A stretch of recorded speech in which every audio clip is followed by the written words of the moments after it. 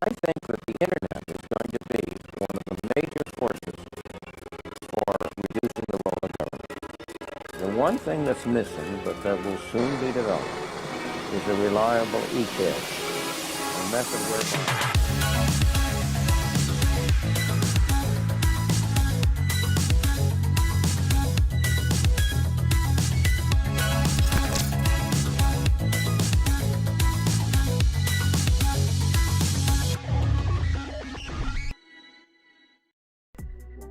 What's going on, everybody? My name is Baloo and welcome to the jungle. This is the channel where we take a very simple approach to technical analysis. We look at the price in the context of volume using the Wyckoff method. If that is something that interests you, then why don't you hit the subscribe button? I do this every Monday, Wednesday, and Friday at 12 p.m. Eastern Standard Time.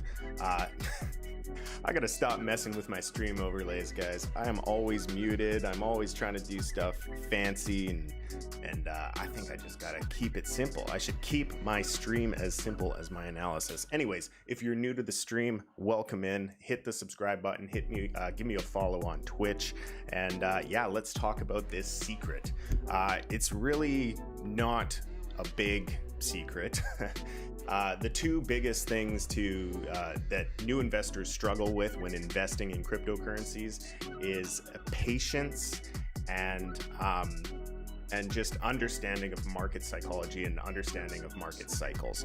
You know, in bull markets, it's very common for people to, chase green candles, chase these big, huge green candle moves, thinking that, they're early enough, we've discovered something new, and we're headed to the moon and I'm catching it at the ground level. But it's a very risky play because you don't know where the top is in, and if you understand the Wyckoff method and understand the analysis of a trading range and understand how to position yourself ahead of momentum, you can do a lot better in this market. So in today's video, I'm going to cover a few assets. I'm going to cover Bitcoin and Ethereum. I also want to take a look at Bitcoin dominance as well. And then we'll kind of open it up to the floor. You guys can make some coin requests and we'll fill out the hour that way. So without any further ado, let's jump into the charts.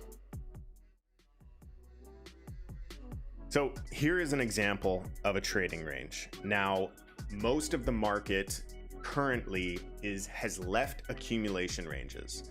So a good example of an accumulation range, since we're on the topic of understanding how to choose coins, let me pull up one that is leaving its accumulation, and that is Dash. We'll just quickly cover Dash and then we'll head back onto Bitcoin. But what you're looking for is these really long accumulations. Let's get off of futures. Let's go on to spot with Dash. Dash, for those who don't know, is a privacy coin. And let's zoom way out here.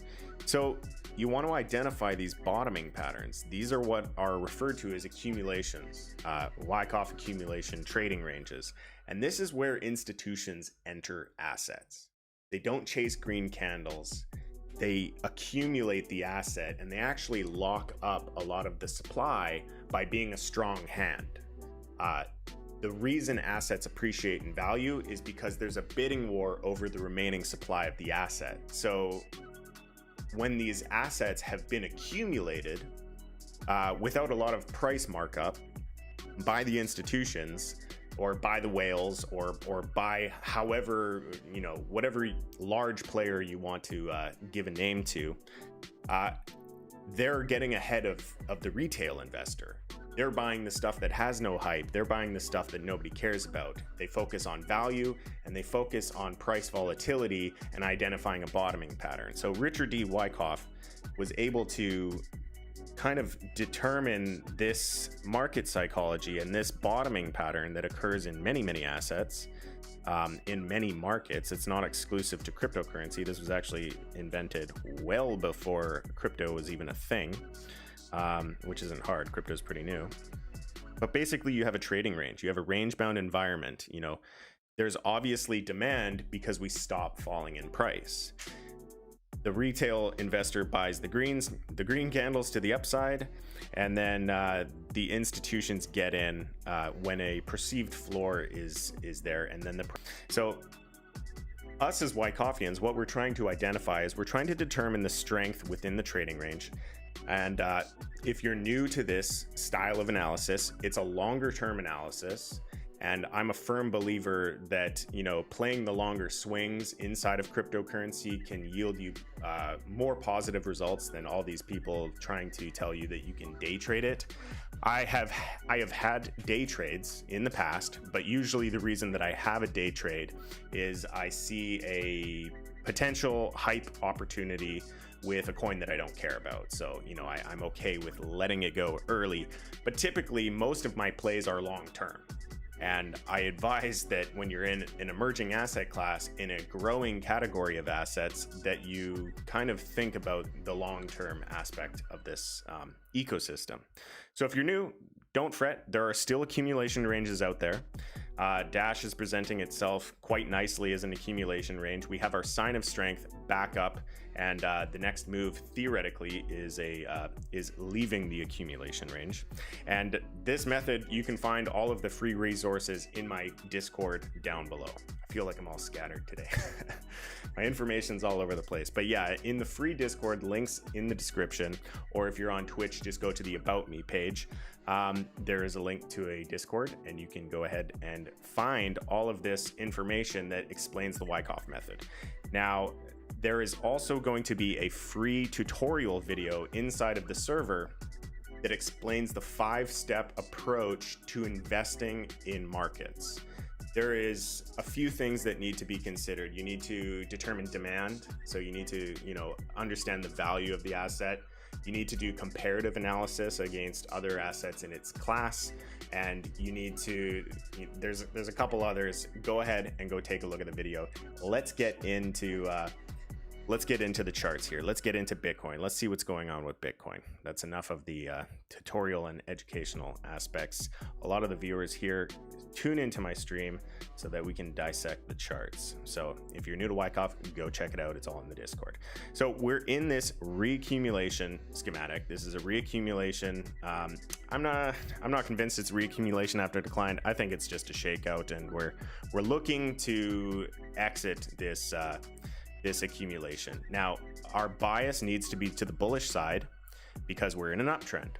So the trend is your friend until it ends. We're making higher highs, we're making higher lows. We need to assume that that trend is going to continue, and we need to position our bias accordingly. So with keeping that in mind, we have our buyer's climax and our shakeout. This kind of sets the width of the trading range here. So my trading range is this one right here that is identified with yellow. Let's just throw a line in the middle so it's easier to see. And we spent a lot of time at the lower end of the range. We then got our sign of strength. So, you know, sign of strength, it typically comes in the form of a higher high. So as soon as you get that higher high, it's indicating that the trend is still intact, so that there's still strength behind this asset. There's still strength in Bitcoin, and that makes sense. The whales and institutions are still buying Bitcoin at these levels. So we're now, since we've had the sign of strength, we need to have a backing up action, and that's where we're at right now. I would have liked to see it have most of the candles on top of this area of the trading range that I have defined here.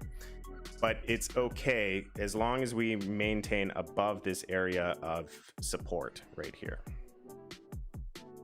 So this is just an area that I've marked based on the resistance of the lower end of the range, keeping a horizontal trading range there, and we're backing up on top of that. If we flick on the RSI, no bullish divergence on the higher time frames here as far as our backup is concerned, so nothing that's really going to help with the confluence of seeing a continuation. But we're just trying to prove to the market that this level will hold. If this level holds, it's likely that we break out, we break above the level of the sign of strength, the SOS, and head up to higher levels. I've done some point and figure counts on this asset on Bitcoin, and I've gotten 2 targets, one of which you may argue has already been hit. We got close to the $63,000 target, and the next target above that is the $74,000 target. So for those who are unfamiliar with point and figure, it's one of the chart candle styles on TradingView,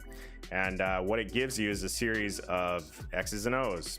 X's mean up, O's mean down. This is one of the original styles of analysis before vertical bars even existed. Like I said, the Wyckoff method is a very old method. It was invented in the early 1900s, 1920s, somewhere around that area. So, it's a very old method, and it still incorporates a lot of the old style of analysis, point and figure being one of those styles. So that is what we're seeing on Bitcoin. Number go up. I'm not worried about Bitcoin. A lot of people think that we need to hit down to lower levels, and lower levels are technically still in play. This could result in an upthrust, but I am maintaining the bullish bias that this is a backup and that we're getting ready to break out the local highs and head up to some more substantial targets around the $75,000 level. So that's basically Bitcoin. Let's go ahead and take a look at Bitcoin on the CME. Let's do dominance. Let's do Bitcoin dominance. So we'll take a look at dominance on the daily. We're seeing a ton of consolidation. There is a lot of, this is in itself kind of a redistribution. I don't do a lot of trading ranges, and I don't do a lot of RSI or momentum oscillators or anything like that. When I'm looking at Bitcoin dominance, I'm just mostly looking at the naked chart and trying to identify trend. So I will do a little bit of support and resistance, but honestly, it's not a chart that people are trading per se. It's a tool that traders are using to position themselves in these markets, but it's not an actual asset that you can trade. It's just, at least not that I know of. It's there could be a derivatives contract on Bitcoin dominance, but anyways.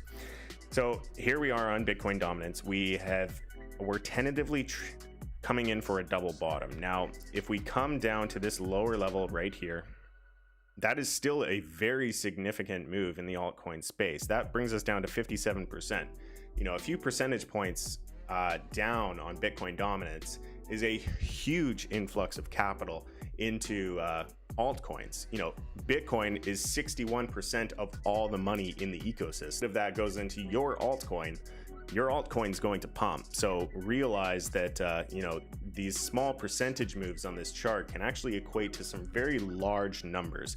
Now, what we're seeing, we're not seeing anything crazy like we were seeing back in 2017. So 2017 to 2018, this was an insane face melting altcoin season. So if we start seeing structures like this where Bitcoin dominance is free falling, it's going to be pretty hard to pick a losing asset, a losing altcoin in this kind of environment. And we haven't seen that environment since 2017.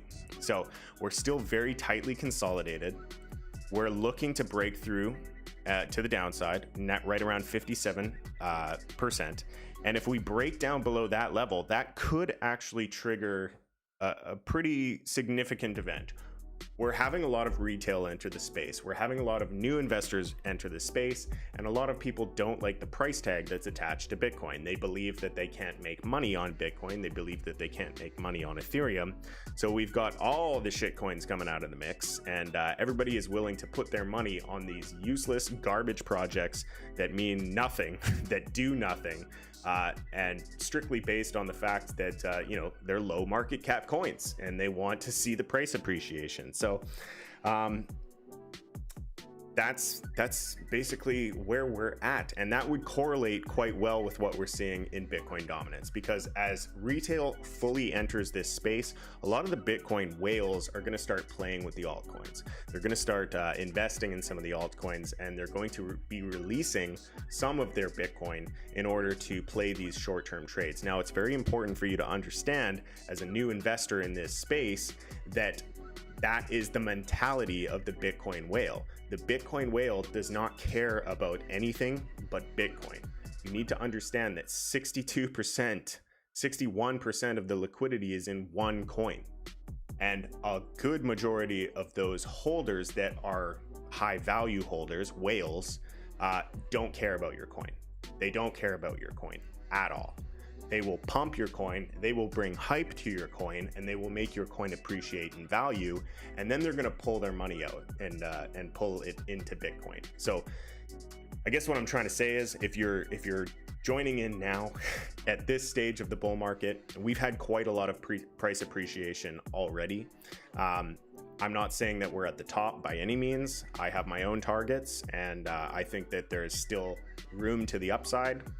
But I also believe that the room to the downside will exceed your entry if you're entering altcoins right now. So my altcoin exposure will be severely decreased as this market progresses. As we head to higher levels, I'm going to be pulling profits from those altcoins and placing them into either, a real world asset like real estate, or some other assets in the physical world, or in the form of stable coins, or in the form of Bitcoin. But I will not be holding large amounts of exposure into the altcoin space, simply because of the fact that a lot of the late stage liquidity that enters this market is coming from whales that don't care. So, not saying that they're not valuable projects. I like a lot of them. I've just been around this space long enough to know how these cycles work, to know how this hype trend works, to know how all of this kind of stuff ends. So be wary of that. Let's go ahead and take a look at Ethereum. Blue. Okay, let's catch up with the chat here. Right on. Samrat Prata from India. Nice to see you, man. Nice. Informative videos. Check Algorand. Sure. We do consider Ethereum an altcoin because by definition, anything that isn't Bitcoin is an altcoin. So yes, I mean, its market cap is very it's a lot larger, and as its market cap increases, we might see that kind of, it's technically an altcoin. Because by definition, anything that isn't Bitcoin is an altcoin. So we'll just keep it at that. So yes, it is. Any small coins you're looking at that I could invest in? So there are small coins that I take small positions in. The market cap should be kind of correlated with the amount of risk that you take on with that asset. So, small market cap, small position type thing. But, as far as new positions right now, I'm waiting for dips. There's a couple coins that I'm looking at, but they're by no means micro cap coins.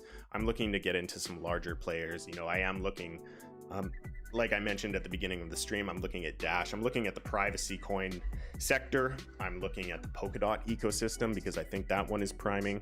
And I'm looking at other assets as well. So, it's trying to find a shitcoin. You need to put a very small amount into many shitcoins if that is the style that you want to pursue. But realize that the true value of this ecosystem does come from Bitcoin.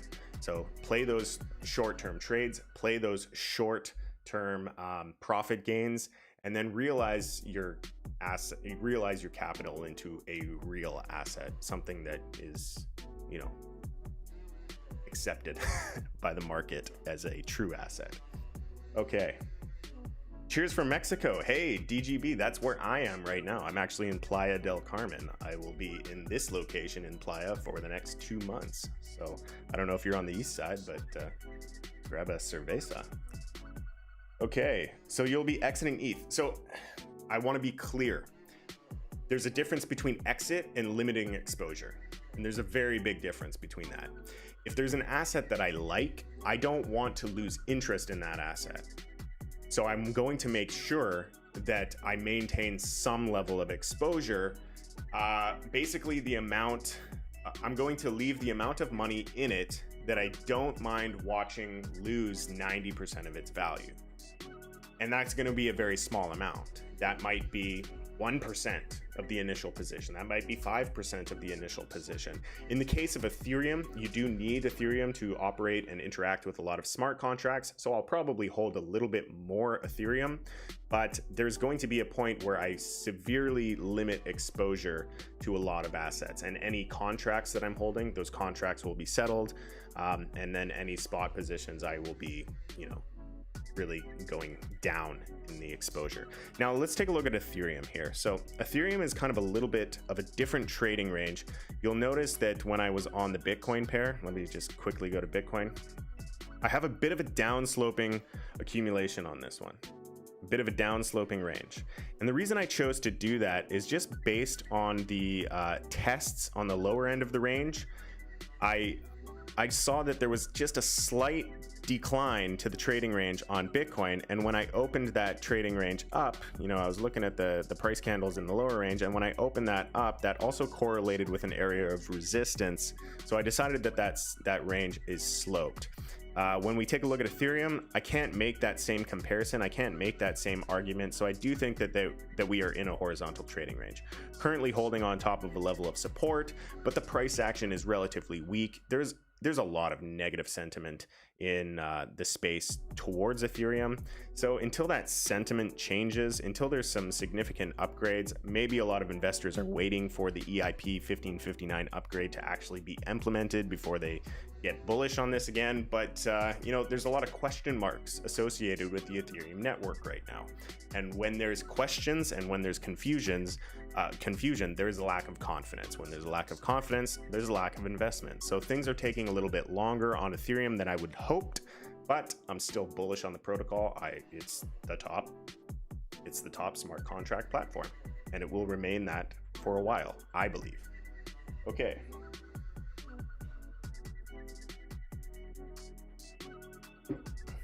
Blue Bout. Hey Blue, just became part of the jungle. Greetings from Belgium.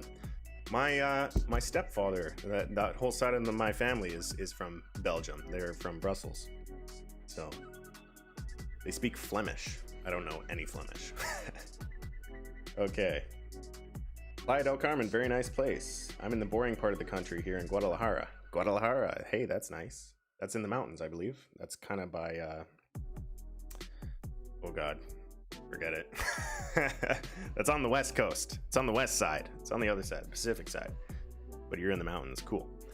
All right, so now we'll just open it up to you guys. And if you have any questions about the method, I would love to answer those questions. Or if you just want me to look at all your freaking shit coins, then we can go ahead and look at your shit coins as well. It's entirely up to you. I kind of know where we're going to be looking. First request was for Algorand. So let's go ahead and take a look at Algorand. I don't mean to poo-poo on anybody's project. Just everything's a shitcoin until it isn't. That's all. Algorand looks great, actually. I'm really liking this structure. So, you know, Algorand's had a huge move. It's had a really good move. So what comes along with large moves is large reaccumulations. So know that when you go and chase these green candles and maybe you buy a top, you may be stuck with those bags for a very long time before you start to get those large moves. But the price structure that I'm seeing inside of Algorand currently is not terrible. It's not terrible at all. So reaccumulation after decline, which is basically two trading ranges. You have a distribution on top, which I don't really dissect as a true distribution. Oftentimes these end up being charted as reaccumulations that fail, and that's just the nature of the beast. We're in a bull market, so just know that the bias is up. And then we have this nice upsloped accumulation. I do like upsloped accumulations because they're a lot more favorable for you to take a position in and not experience much downside from the point of entry, as long as you're buying the bottom of the channel.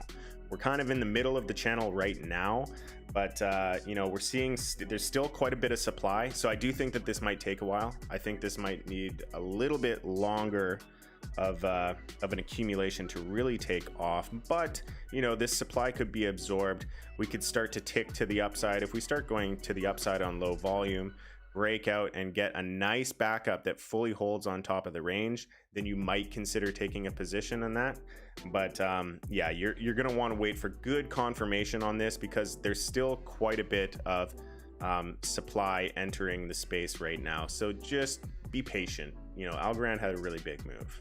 Big moves come with big timelines associated with the reaccumulations. NPX USD. Reef. Yeah, we'll take a look at Reef. Let's look at NPX. What is NPX? I always forget. There's so many damn tickers. NPX S USD. HundiX. Keep hearing about this one. This one had a really long accumulation from what I remember. Very illiquid. So small cap, large danger. But yeah, we were looking at this one actually down here, and I'm like, yeah, you know, it's not doing anything. But you do have to wait for those confirmations. You need to wait for you know, the asset to start appreciating in value. And when did you hear about HundiX? You heard about it after it started pumping. You need to identify these bottoming patterns, and you need to identify the backup. So if we were back in time here looking at this bottoming pattern, we could have determined a little bit of you know, here's their seller's climax right here. We just drag that across, open it up to the automatic rally, the tip of the automatic rally, and that kind of gave you the position. Once we got the sign of strength and it came down and tested and then broke out of that level, let's just mark it down somewhere around there. That's the point at which you would take an entry on this, and that's the point at which it heads into markup.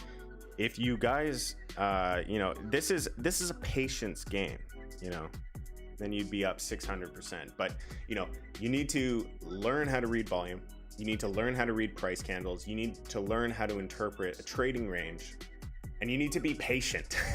You need to stick to your conviction. You need to have the ability to watch all the coins around you pump and yours not do anything. You need to be able to watch all the coins around you pump and watch yours go down. You need to have that conviction. You need to have that ability to determine strength based on value, based on technicals, and then just wait for the hype to come to you.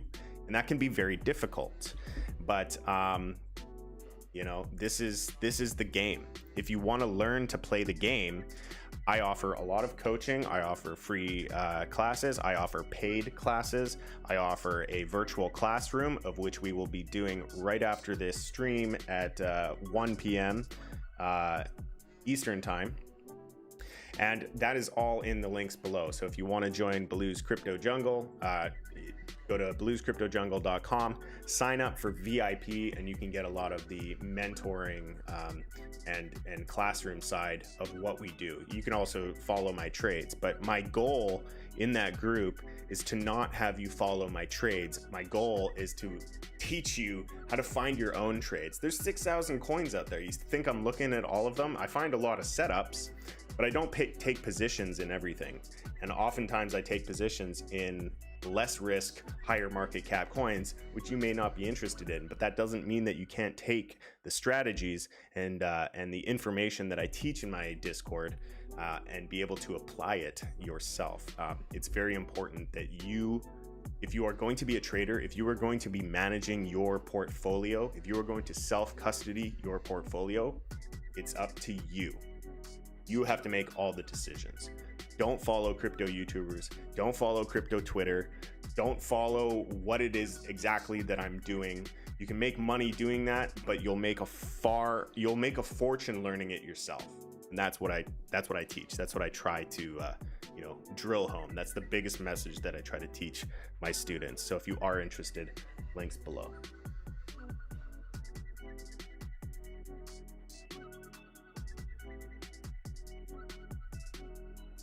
What's going on? Greetings from Edmonton. Can we please, I'll take a look at Reef, just Steve, don't worry. Tell us how to choose horizontal resistance levels. Greetings from Edmonton. I lived in Edmonton for a while. I feel like I've lived everywhere now. I'm a Canadian-born human. Don't really agree with borders, but, you know, imaginary lines. I am, by definition, a Canadian. You might be able to notice a little bit of me talking weird. All right, let's go with BAT. Let's take a look at BAT. So basically, when you're looking at resistance, what you're trying to do is you're trying to identify, let's find a better one. Let's go with Algo, actually, more applicable. We're all looking at Algo. Let's look at Algo. Clean up all these drops. when you're trying to identify resistance, what you're trying to do is you're trying to watch that transition from support, or that transition from resistance to support. So when something goes up and lands, that's support.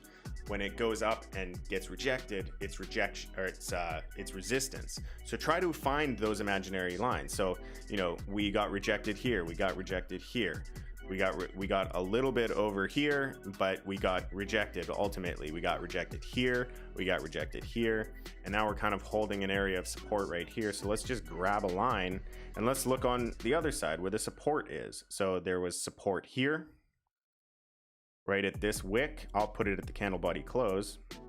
And look, there's a wick touching a support here. We got pretty close here. We failed here. And then I'll drag it down to those resistance lines.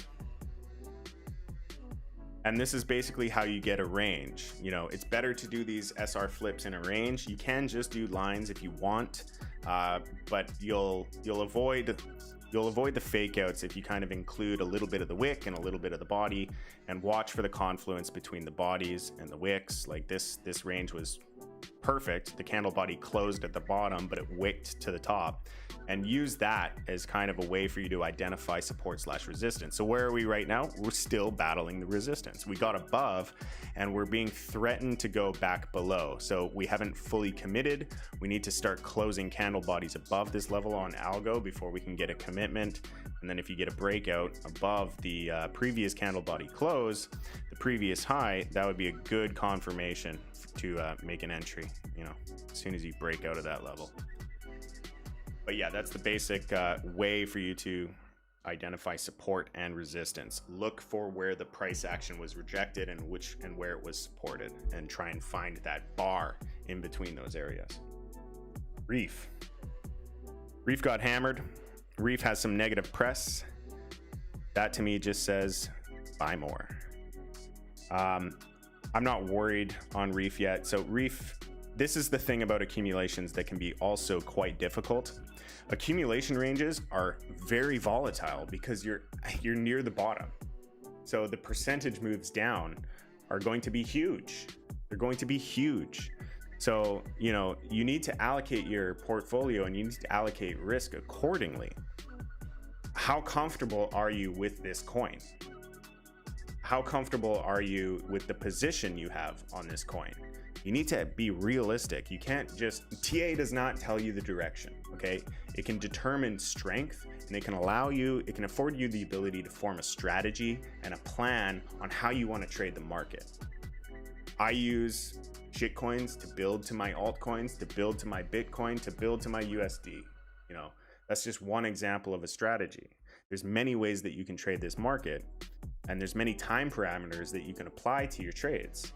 But realize that when you're at the bottom, it's not hard for you to go 90% down because we're already at the bottom. We're bouncing back and forth from the bottom. So a 90% retracement, yeah, we're at the bottom. We're just bouncing around. So there's huge retracements when you're in an accumulation range. So there's a lot of mental fatigue and there's a lot of mental stress that can go along with this. And I'm not saying hold on to a 90% retracement. It would be a lot better for you to just buy the tentative bottom. But a lot of people are in Reef, myself included. I took a position in Reef. Basically, as soon as we got back into the range, we had a nice move up on Reef, and we got negative news from the Alameda whatever saying that, you know, we're not investing or whatever. I don't even care. I don't even pay attention to the news. I look at the technicals, I look at the fundamentals, I try to determine value.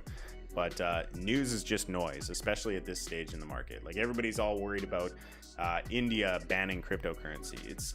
We're seeing the same things happen over and over again. We're seeing the same narratives and the same news stories happen over and over again. You know, Tether FUD, like it's a cryptocurrency. You can't shut it down. You can't shut down Tether. Can you sue Can you fine Bitfinex? Yeah, it's probably built into their budget. News is noise. Be very careful with how much weight you put into a news story. Will it be a factor of volatility? Yes. Will it be a decision on direction? No. Realize that. So Reef, you know, we're down below the level of support. We're kind of below the range right now. Not great. There is this downsloping line here. We want to see build support, but we're pretty range bound here. So there's not a lot of positive structure that I can pull from this chart. The chart does not look strong, but we're just going to have to wait for these price candles to develop and see if the strength returns.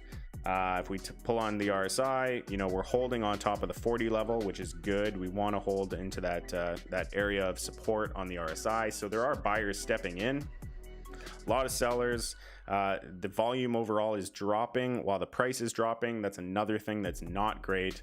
Don't be surprised to come down to these lower levels down here at the downsloping range. This could have been the sign of strength, and now we need to test this lower end of the range before we can get bought back in and start marking up to the upside. There's never any guarantees, but yeah, Reef not looking great in the short term. Not looking great, looking pretty weak in the short term. Am I bailing on my position? Me personally, no, but I have a position that is sized accordingly so that I don't care.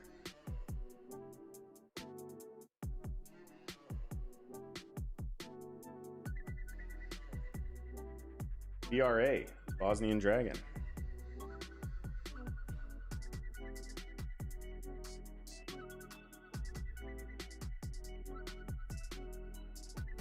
You trade a lot on Kucoin. It's moving up. It's moving up quite considerably. So this is, I hope that you're looking to take profits and you're not looking to take a position.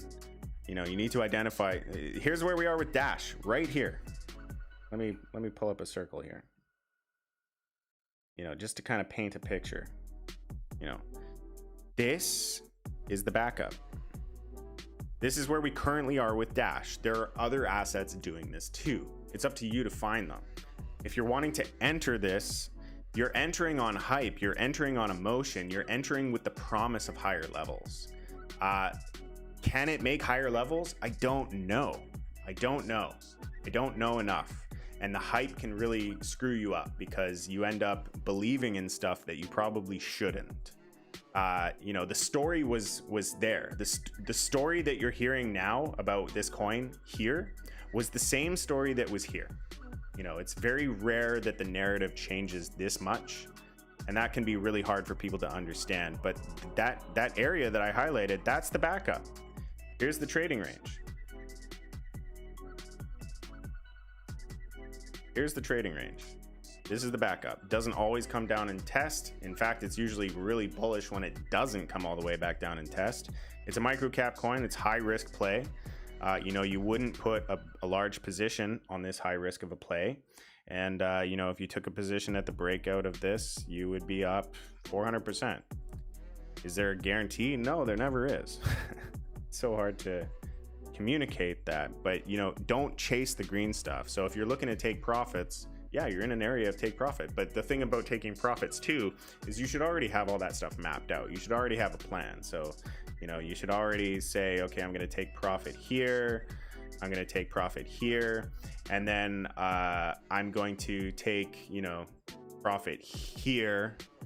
And then after I've taken profit at those 3 points, I'm going to be left with this much of the coin. I'm going to be left with this much of the position. And then you have a decision to make. Is this an accumulation? Am I accumulating this coin and I'm okay with leaving this much in? Is that my cycle position for this to go to the moon? This is the strategy. TA is not a crystal ball. TA does not tell you where the top is. TA doesn't tell you that you can join in the middle. What it tells you is where support is and where resistance is. That's it. So you need to already have the targets in place. You need to already have the idea set in stone. And when the target is hit, it doesn't matter if it looks, it looks like it's going higher. It looks like it's going higher. It looks like it's going to do this. It looks like it's going to do that. No, that's your emotion getting in the way again. Don't be a robot.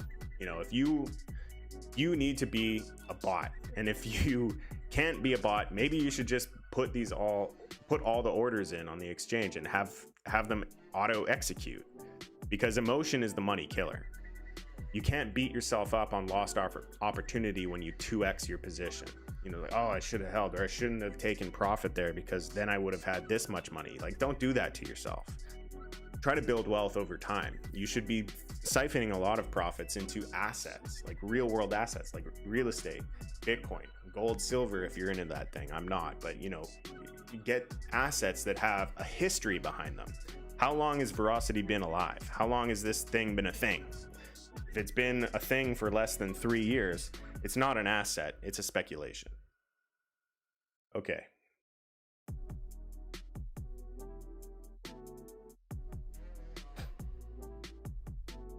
BNB. Falling behind on the chat here. I'm not gonna look at BNB. It's accumulating. OMG, yeah, let's take a look at OMG. OMG is gunning to be very successful second layer solution for Ethereum. You know, with Ethereum upgrades continuing to come, it's a nice narrative. You know, we want to see continuation of the Ethereum network. We want to see it get better and better and better. This is actually one of the setups, looks like, that I posted in VIP. I didn't mean to land on this page, so sorry to my VIP, but here it is. Here it is, you know. We'll just move on from there. Looks good.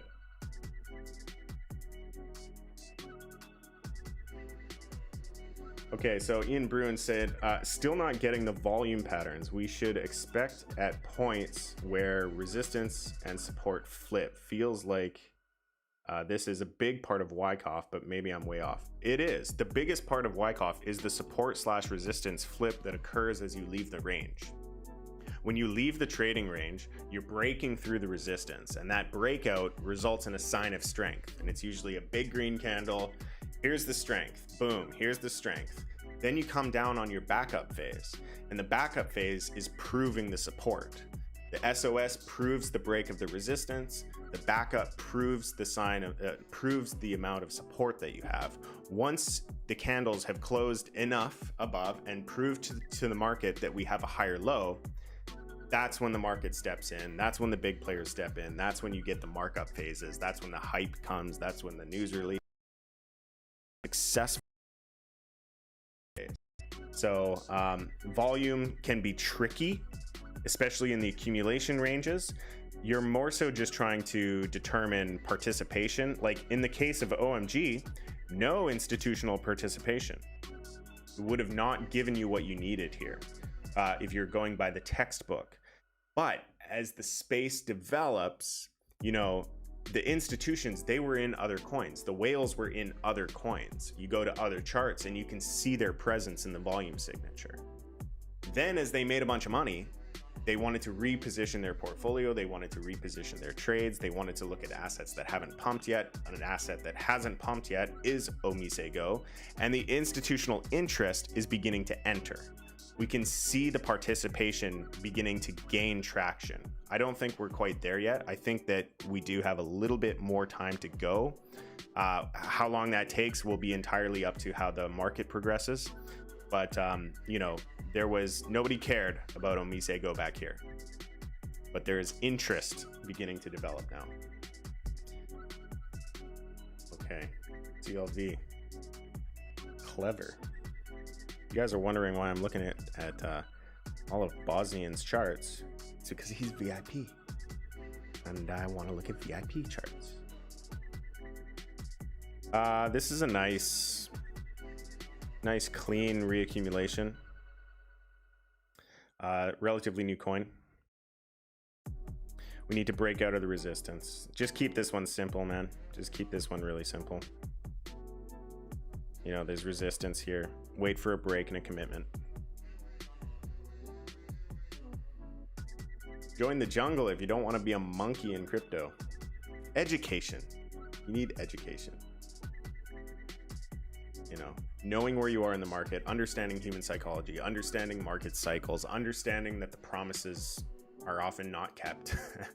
Understanding that the value is decided by the market, the value is not decided by you. Understanding that a market cap is a measurement of perceived value, and understanding that buying microcaps is gambling will really help you build wealth over time.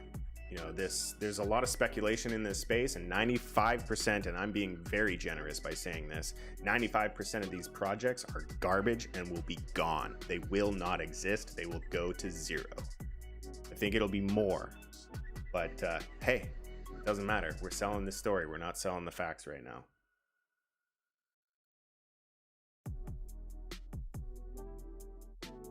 Lion.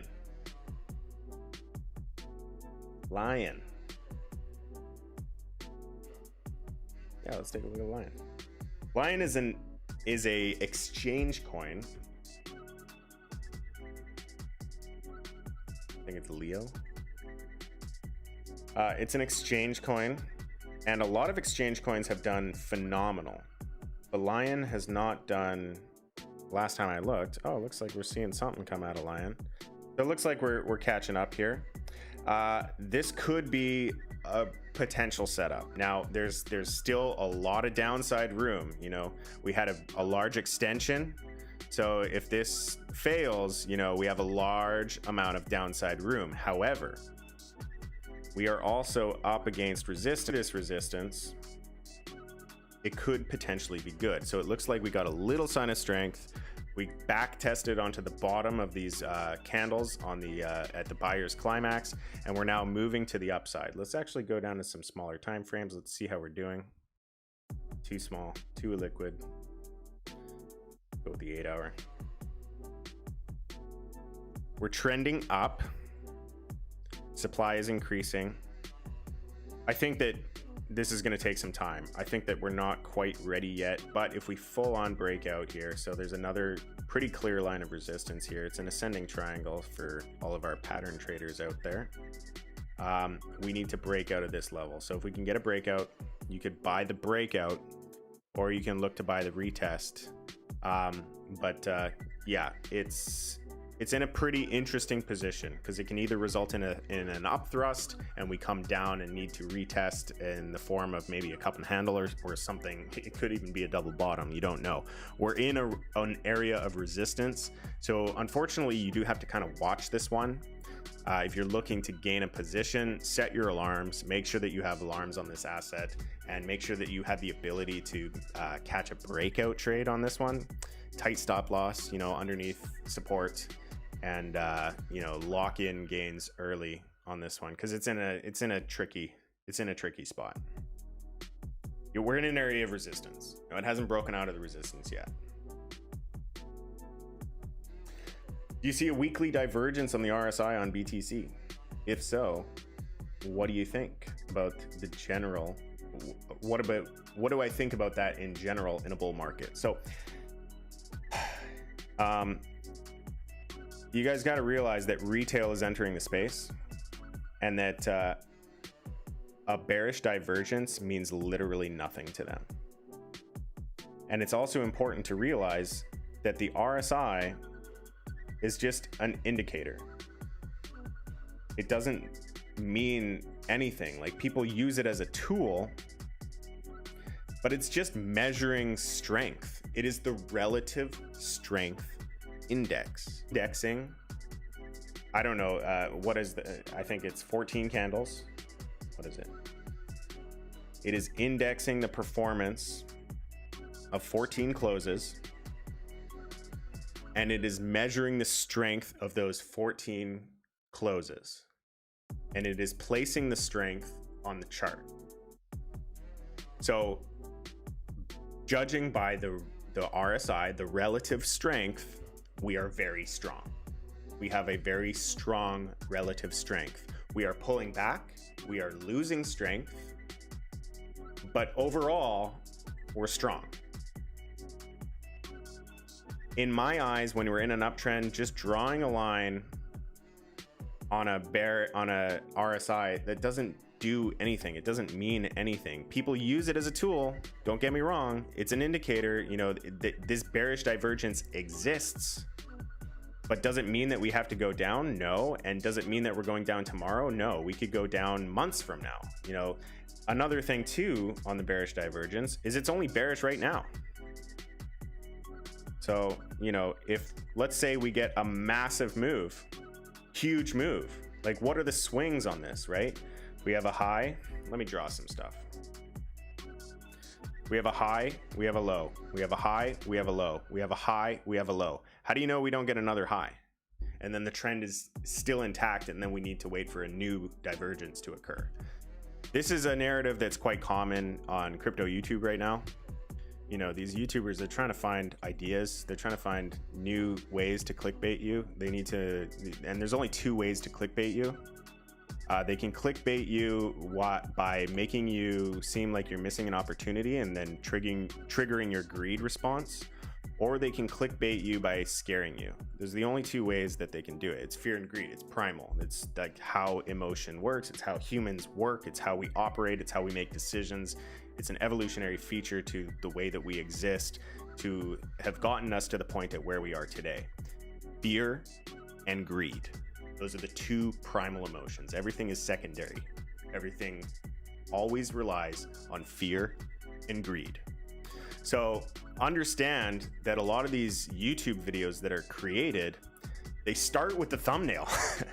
They start with the thumbnail. They're like, okay, I need some clickbait here. What's going on in the market? Oh, dude, we got a bearish divergence on the weekly RSI. That's going to scare the shit out of everybody. We got to make a video about that. We got to do this. We got to do that. Like, you know, because that's how they get the clicks. That's how they get the views. That's how they get the affiliate links clicked. That's how they make all their money.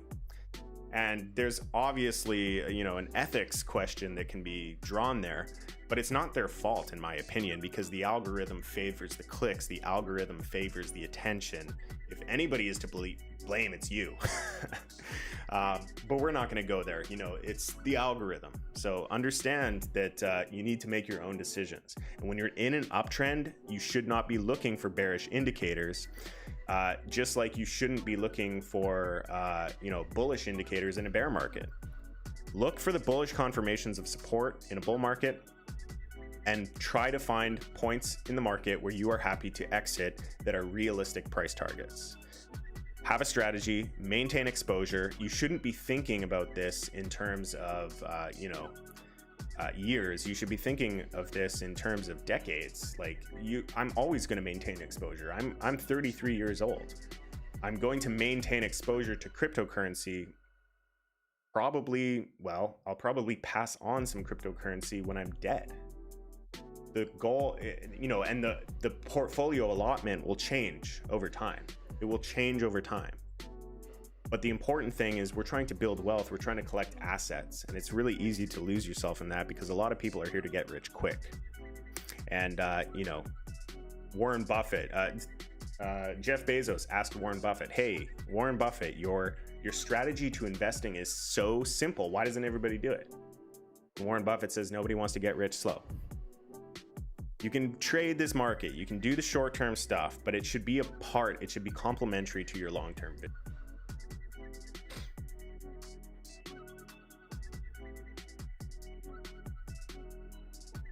Okay, I'm looking into the Wyckoff method, but it seems very hard. It is. It's the hardest method to learn. But that is an advantage. You know, education is always an advantage. If you know something that somebody else doesn't, you have an advantage over that individual. It's not drawing triangles on a freaking page, okay? It is involved. It does require dedication. It does require a lot of education. And it is the best method. You can take bits and pieces from all the other strategies and all the other styles of analysis, and Wyckoff touches them. You find confluence with all of these other methods. I find confluence in pattern trading. I find confluence in momentum trading. I find confluence in all of these other systems, but they're just one piece. Wyckoff brings it all together and simplifies it. The problem is you have to learn it. And I agree with you. It is by far the hardest method to learn. When we look at other methods, like here's a method. I'm going to teach you guys a trading method right now. One of the easiest trading methods to know. I should actually make a video about this because it is clickbaity as fuck. But yeah, MACD. Easiest trading method, MACD. Okay. Here's the method. Go to Bitcoin on the daily. And what you're going to do for a bullish cross on the MACD. and you're going to enter. You don't even need to look at price. This is so easy. And then when it crosses down, you sell. Just make sure you're on a high time frame, and then you're going to sell. Let's see what that would have done for you. It's just about patience, and it's about what do you do with this information? What do you do with the strategy? Okay, so we had the bullish cross here. So we had the bearish cross here. So you made 63% on that trade. That's, you know, you gave up a lot too. You gave up a lot, okay? And now we enter again on the bullish cross, the break of this resistance, and we exit the bearish cross. We'll even go worst case scenario, and you made 50%. It's what you do with the information. It's what you do with the signals. It's what your strategy tells you. It's how you're formulating your strategy. Where am I taking profits? Am I taking profits? Am I moving my stop loss to break even at 10%? Am I taking profits? Am I taking 25% of the position at 25%? What is the strategy for you to lock in the profits? What is the strategy for you to build a position long-term on a ledger over time? You know, everybody thinks that the analysis has to, you know, be super complicated. Your analysis can be really, really simple. I prefer the Wyckoff method because it eliminates a lot of fake outs and it allows you to be patient, and being patient is so valuable. It's so valuable to be patient in this ecosystem. If you can master your emotions, one of the easiest ways for you to master your emotions is to learn the ability of patience. Because the ability of patience will allow you to reflect. It will allow you to make analytical decisions. It will allow you to not listen to the noise. It'll allow you to, you know, ignore Twitter and ignore YouTube and understand that you have a conviction, you have a bias, you have a position, you have a strategy, and you have time. You have time to make these decisions. You have time to decide what it is that you're going to do. So, you know, that's why I like the Wyckoff method. You know, it's just, time is so valuable.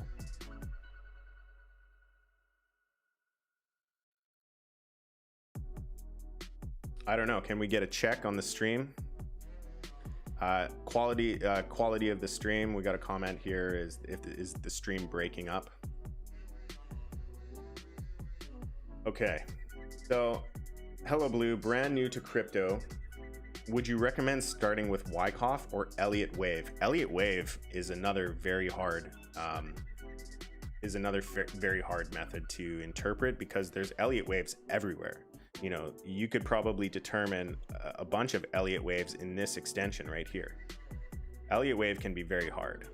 I would recommend the Wyckoff because it's a little bit simpler and it actually gives you the entries. It'll tell you where the support is. It'll tell you where the big support and the big resistance are. And then if you get a break of big resistance and you're backing up on big support, you know where to enter. In my opinion, you know, I'm not an Elliott Wave analyst. I've done Elliott Wave, and I think that it's just a little bit clearer in terms of price structure to learn the Wyckoff method. Links below if you guys are interested in learning. Yeah, so let's check Ocean. You've asked that a few times. I don't know if it was you, but it's been requested before. Let's take a look at Ocean, because I think that one's in a nice reaccumulation on Ocean.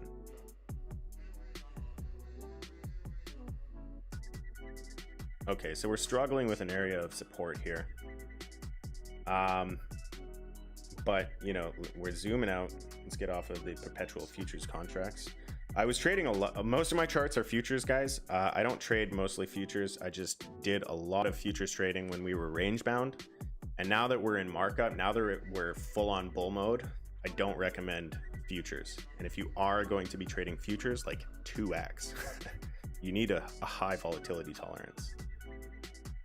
Okay, so let's zoom out. Let's take a look at what's going on in the health of Ocean. Ocean's not that old. Let's back it up.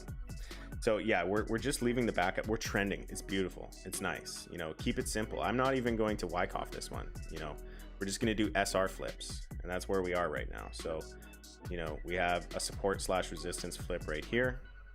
We broke above this above the resistance, sat nicely down on support, and you know, we're now sitting on top of support again. this one. So we can go down to the smaller time frames. Let's go to the 4 hour and let's see how the support is building. I'll often bring RSI to the table to kind of determine support levels. I'm looking for bullish confirmation on RSI when I'm looking at support. And there's nothing, you know, we're just holding a bullish area. We're holding inside of the 40. It's, you know, it could easily break through. So structurally, I think okay in the short term. Thing like this, and then a reaccumulation and head up. So maybe we get a double top.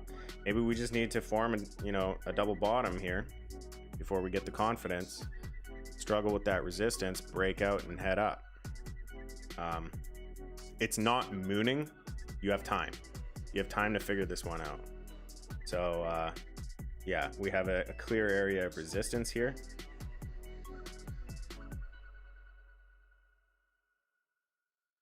We definitely want to get above this resistance. I think that would be a good play. So let this develop, you know, let this ping pong in here for a while and then let it break up.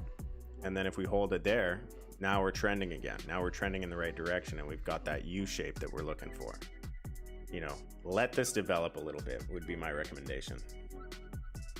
Not financial advice, because I am not allowed to give financial advice because I'm just an unlicensed cartoon bear on the internet. But hey, that's what I would do.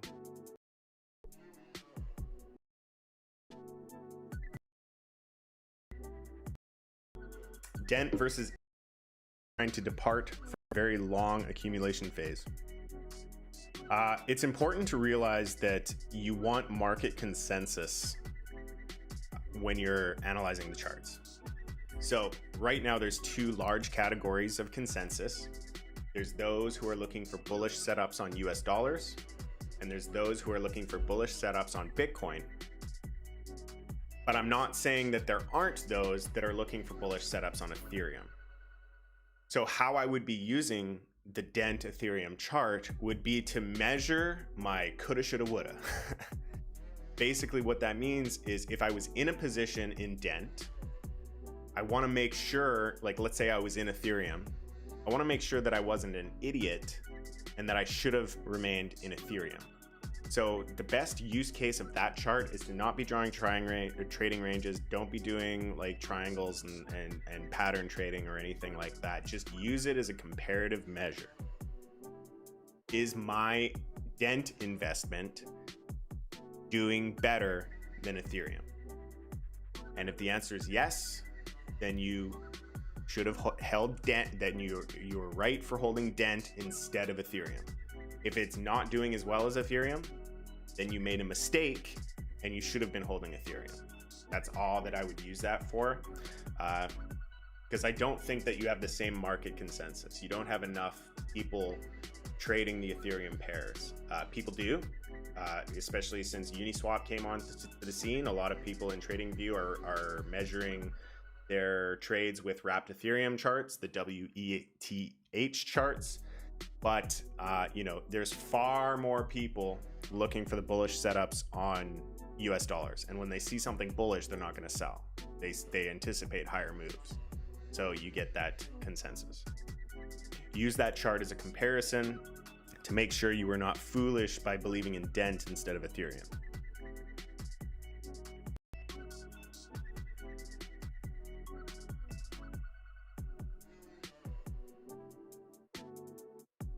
Okay, what is the volume indicators, white bars in TradingView? I decided to make my bars white. If we just delete it and I pull up volume again. Oh, it looks like I've made it the preset. If I go to volume and I do defaults,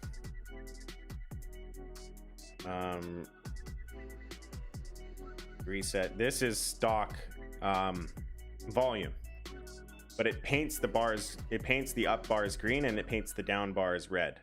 The problem with that, or the confusion that comes along with that, is the thinking that, you know, green means people were buying and red means people were selling. And that's just not true. Volume is total volume. It is all the buying and it is the selling. So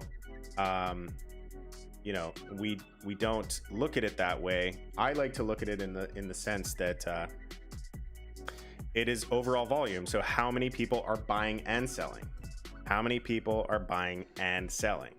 So because it's both, I don't need two different colors. I'm just looking for the overall volume. So I paint it white. That's it, because I don't need all that noise. I don't need anything confusing me on the rallies and the reactions, because just because you have a green candle doesn't mean that it's buying. You know, you can have a lot of selling pressure inside of a green candle. So volume, you don't need it. You don't need colors. Yes, you pick a winner by analyzing the charts and using the Wyckoff method. And I actually have a 5-step method inside of my Discord for you to take a look at. So go ahead and join the Discord. You got to get past my identifier bot. It basically comes down to controlling your emotions and being patient. You know, don't chase these green FOMO candles, because the accumulation has already occurred. The whale has already got the asset. The whale already owns the asset. Oh my God, guys, I'm going way over on my stream. I just realized what time it is. So unfortunately, every time I stream, I immediately after jump into a virtual classroom. So apologies to those who are still watching me on Twitch waiting for the virtual classroom to start, but I got a jet. I got to go to the virtual classroom. If you want to get involved in these virtual classrooms, these are small group sessions where you can ask a lot of questions and we can look at your charts and really dissect your strategy and teach you this method. Then join the links down below. And until next time, please trade safe. It is a jungle out there. Peace.